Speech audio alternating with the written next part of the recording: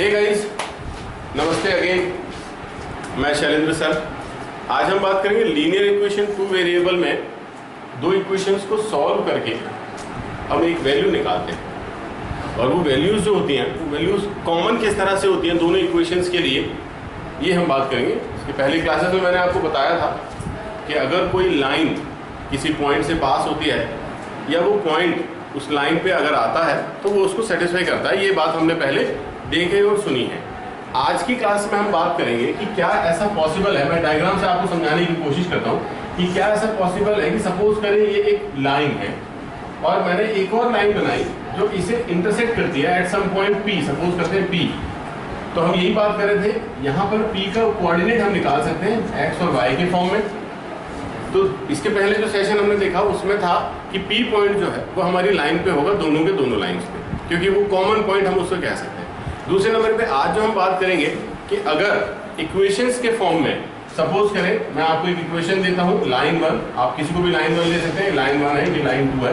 तो लाइन 1 अगर मैं आपसे कहूँ कि 3x minus 3y is equal to 4 है एंड लाइन 2 का जो इक्वेशन है वो है 3x minus 2y is equal to 1। Suppose करें कि ये दो लाइन्स हमने इक्वेशन एग्जाम्पल के तौर पे लिया और हम बात करना चाह रहे हैं कि क्या ये दो लाइन एक दूसरे को किसी पॉइंट पे इंटरसेक्ट करती हैं, और अगर डेफिनेटली ये इंटरसेक्ट करती हैं तो उन दोनों के बीच में जो पॉइंट कॉमन आ रहा है वो हम कैसे फाइंड आउट करेंगे, हम इसके बारे में बात करेंगे।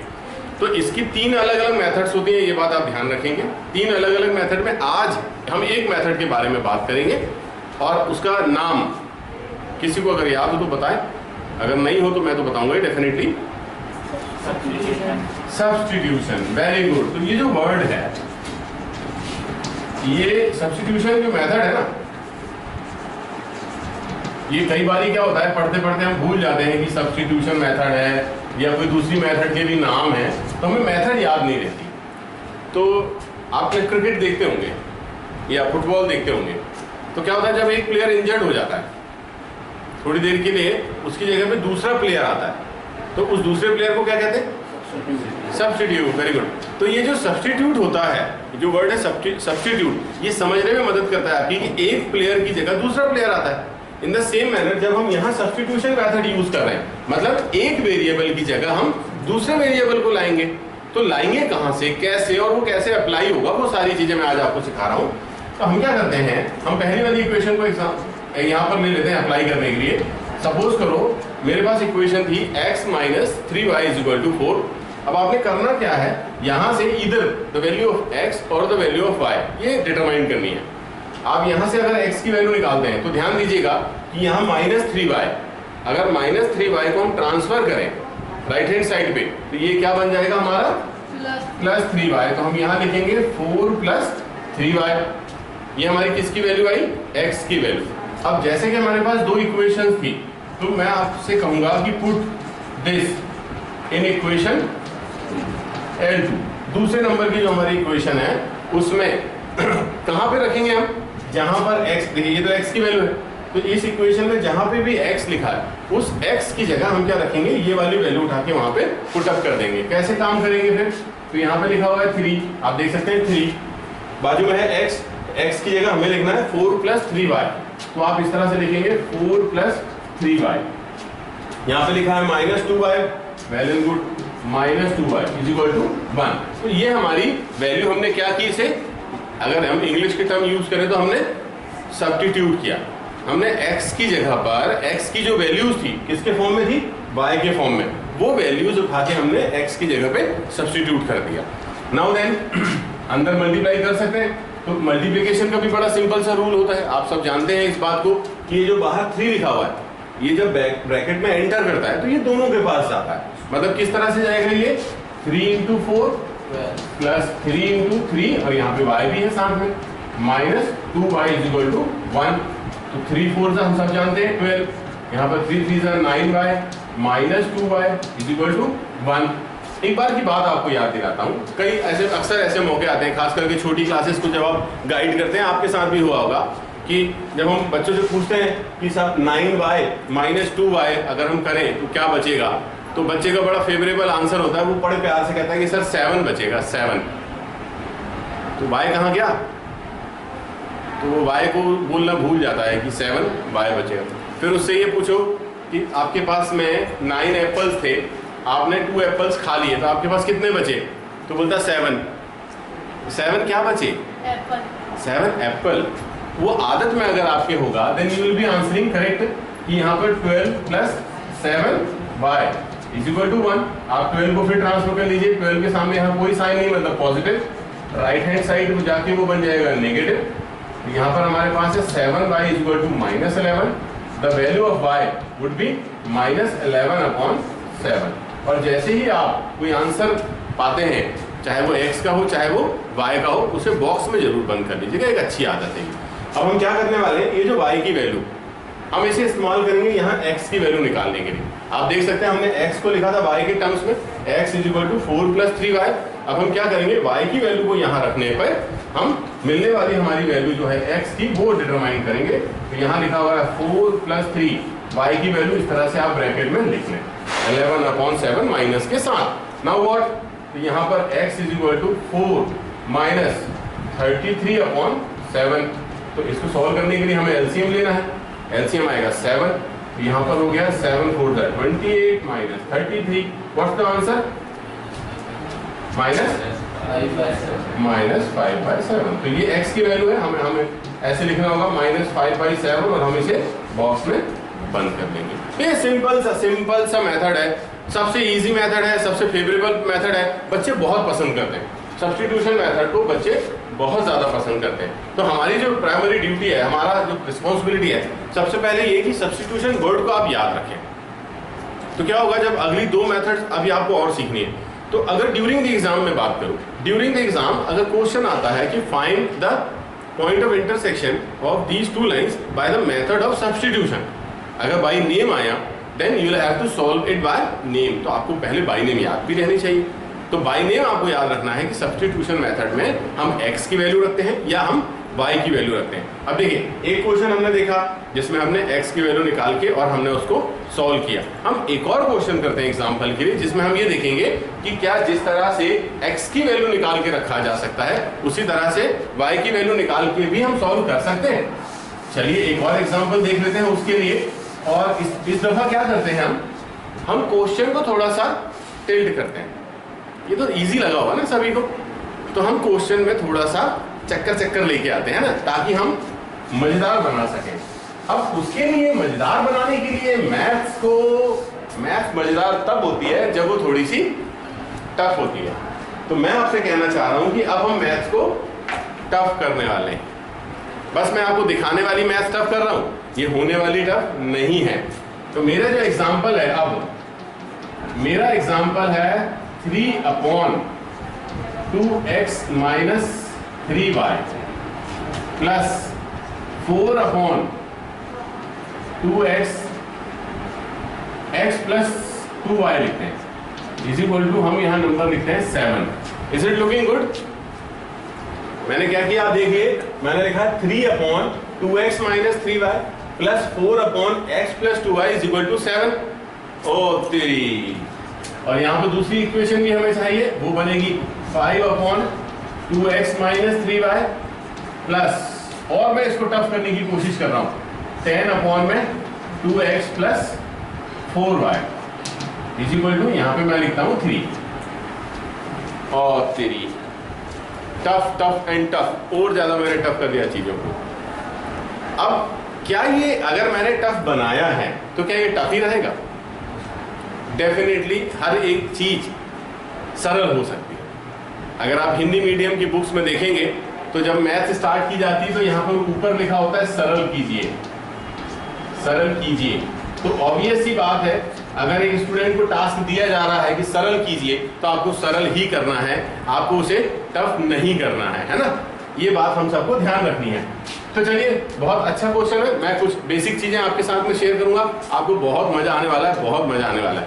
यहाँ पर हमें ये नोटिस करना है, यहाँ पर हमें ये नोटिस करना है कि यहाँ पे देखिए डिनोमिनेटर में लिखा है 2x माइनस 3y, यहाँ पे लिखा है x प्लस 2y, यहाँ पर फिर से मैंने लिखा है 2x माइनस 3y, और यहाँ पर मैंने लिख दिया 2x प्लस 4y। ओप्स, मतलब ये और ये अलग है। पहली नजर में तो ये आप देख लीजिए, ये और ये अलग है। तो क्या हम यहाँ से 2 कॉमन ले सकते हैं? डेफिनेटली ले सकते हैं। तो लेके देखते हैं फिर। इस इक्वेशन को मैं फिर से लिख रहा हूँ।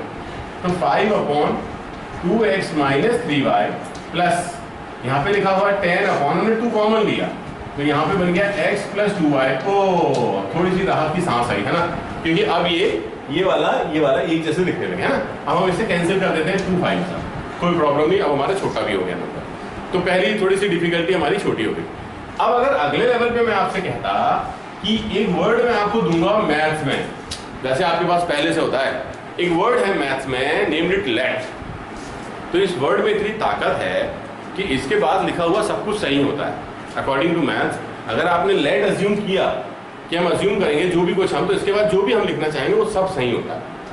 इसके बाद अगर सपोज करो हमने ये लिखा कि लेट 1/2x - 3y को हम कोई नया नाम देना चाहते हैं। हमारे पास 26 अल्फाबेट्स होते हैं जिसमें से 2 एंगेज हो गए, कौन कौन? x और y। तो हमारे पास बचे 24। अब आपको जो पसंद हो, अब मानसी का नाम मानसी है तो सपोज करो उसने M ले लिया, अनुष्का का नाम अनुष्का है तो सपोज करो उसने A ले लिया।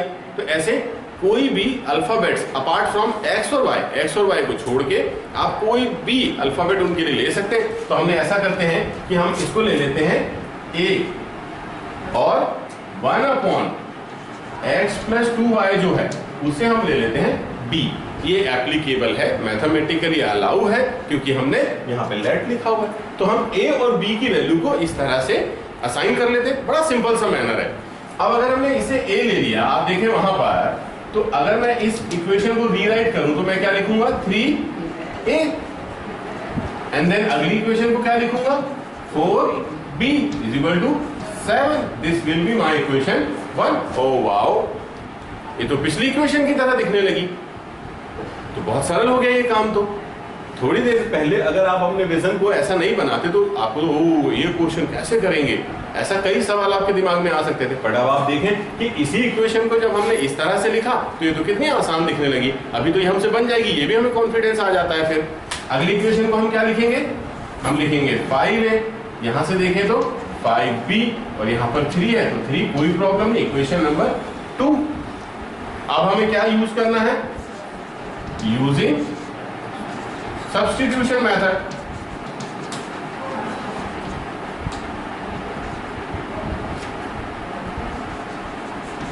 अगर सब्स्टिट्यूशन मेथड की बात करेंगे तो हमें क्या करना होगा? मान लीजिए इक्वेशन 1 है, इक्वेशन 1 है 3A + 4B = 7। तो यहां से हम या तो A की वैल्यू निकालेंगे या B की। तो पिछले क्वेश्चन में हमने क्या किया था? X और Y था, तो हमने किसकी वैल्यू निकाली थी? X की। और उस समय हमने क्या डिसाइड किया था कि क्या Y की वैल्यू निकाल के भी सॉल्व कर सकते हैं। तो यहाँ पर X और Y तो नहीं है, तो फिर हम काहे की वैल्यू निकाले? B की। तो हम अगर यहाँ पे B की वैल्यू निकालना चाहते तो हमें इसे ये छोड़ना पड़ेगा, ड्रॉप करना पड़ेगा यहीं पर। तो ये वाली जो टर्म है वो ट्रांसफर हो जाएगी। तो हमारे पास क्या बचा? 4B = 7 - 3A। अब अगर इस 4 को यहाँ से हम हटाएं तो ये 4 हट के कहाँ जाएगा?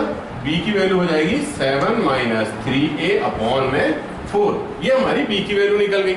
अब इस B की वैल्यू को हम क्या करेंगे? हम इस B की वैल्यू को उठा के इक्वेशन नंबर 2 में रखेंगे जहां पर B लिखा हुआ है। चलिए वहां चलते हैं। तो आप मैथमेटिकली ना ये भी यूज कर लें। Put this in equation 2। जो वैल्यू आपने निकाली है B की, उसे आप इक्वेशन 2 में रख लें। ये भी आप यहाँ पे यूज कर सकते हैं। तो चलिए ये इक्वेशन में हम यूज करते हैं। यहाँ पर लिखी हुई है 5A + 5। अरे B की जगह में कुछ और लिखना था, तो वो हमें लिखना है 7 - 3A अपॉन 4 = हमारे पास क्या है? ऑलरेडी 3। तो हमने यहाँ पे लिख देना है 3। अब मैथमेटिकली तो ये बहुत आसानी से सॉल्व हो सकती है। तो बताएं पहले मल्टीप्लाई करें कि पहले एलसीएम लें? तो पहले बॉड मास को याद रखिएगा।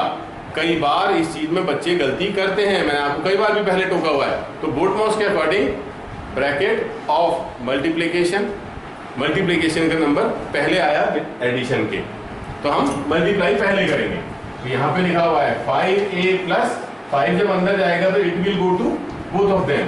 इट इज 35 - 15A अपॉन है 4 = 3। Now take LCM.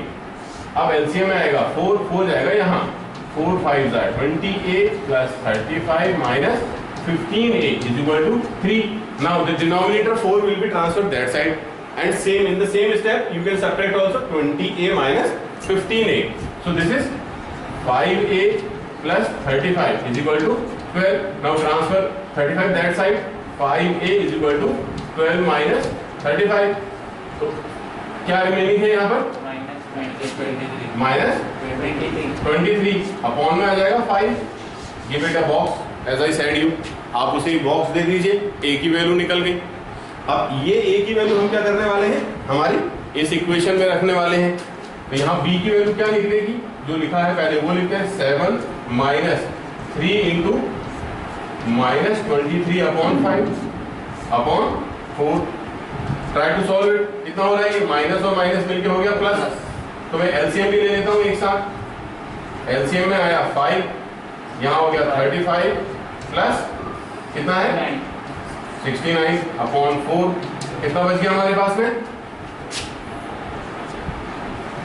104 upon 20. Cancel होता है क्या,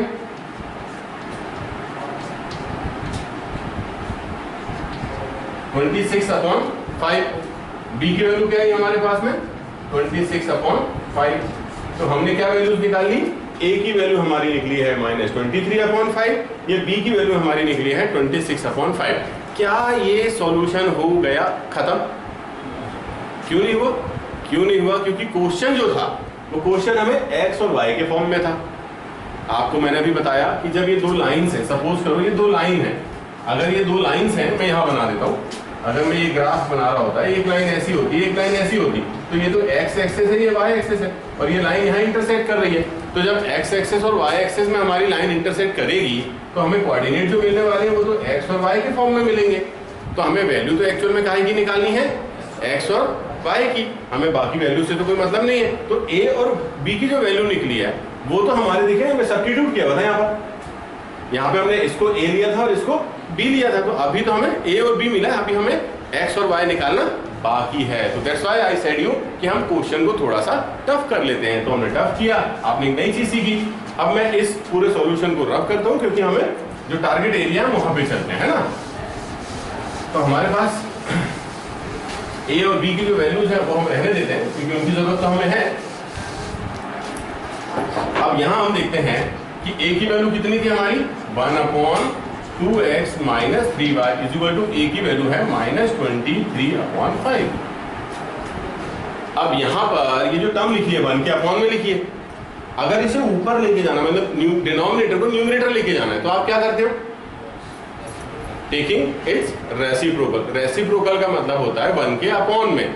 आमतौर पे बोलचाल की भाषा में हम बोलते हैं कि अगर किसी टर्म को उल्टा करना होता है ना तो आप उसका रेसिप्रोकल ले लेते हैं. तो टेकिंग रेसिप्रोकल, यहाँ पर हम एंड करके ये भी लिख लेते हैं 1 अपॉन में x plus 2y is equal to 26 upon 5.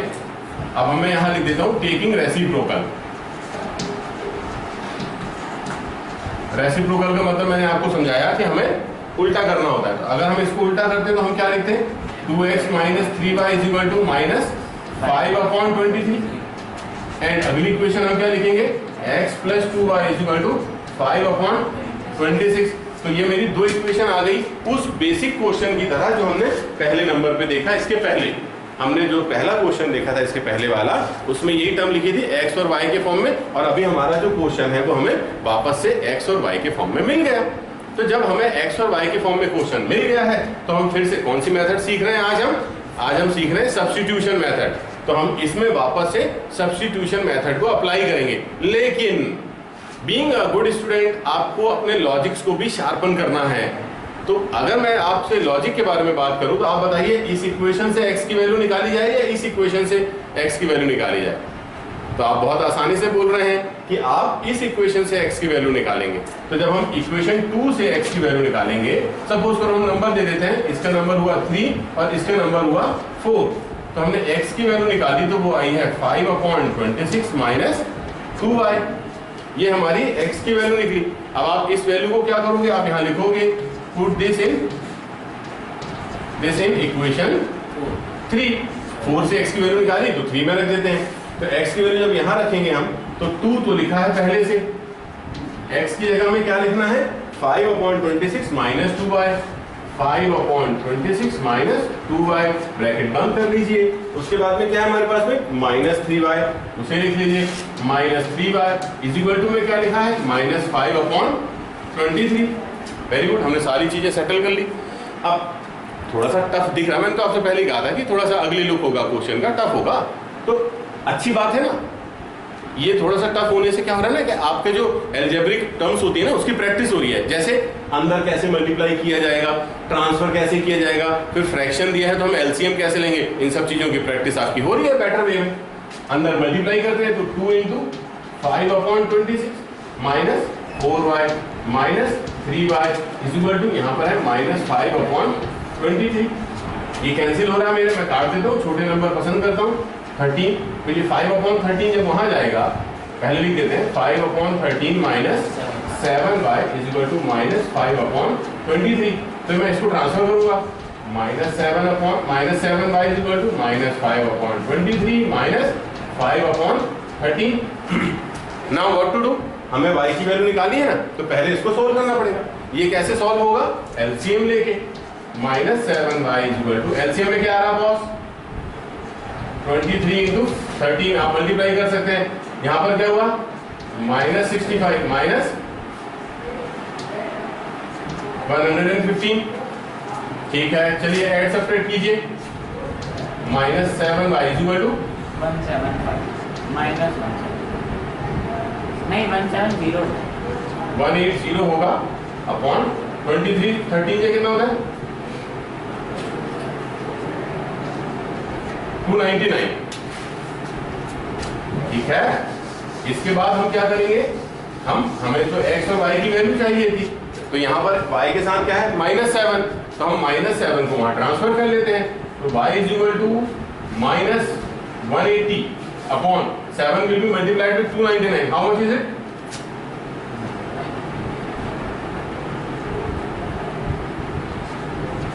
2093। That is our value for y. It's ugly. I'm not saying it is good. हर बारी आपके नंबर्स 1 2 3 आए जरूरी नहीं है, कई बारी नंबर ऐसे भी आते हैं। तो ये हमारे y की वैल्यू आई। अब इस y की वैल्यू को हम क्या करेंगे, हम यहाँ रखेंगे।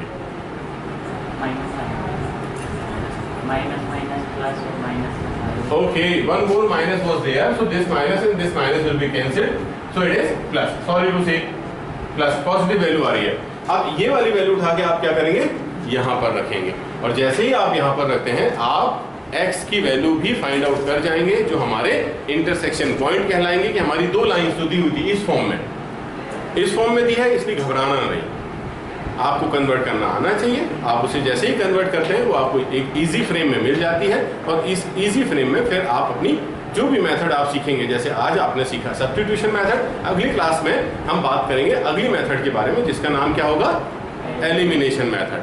तो एलिमिनेशन मेथड जो है वो इससे थोड़ी सी कंफर्टेबल होती है, मजेदार होती है, इजी होती है। तो हम हर दिन चीजों को इजी करना सीखेंगे और साथ साथ में क्वेश्चंस को टफ करना सीखेंगे कि किस तरह से टफ क्वेश्चंस को हम इजी मेथड से सॉल्व कर सकते हैं। तो थैंक यू वेरी मच, अगली क्लास में मिलते हैं, तब तक के लिए खुश रहिए।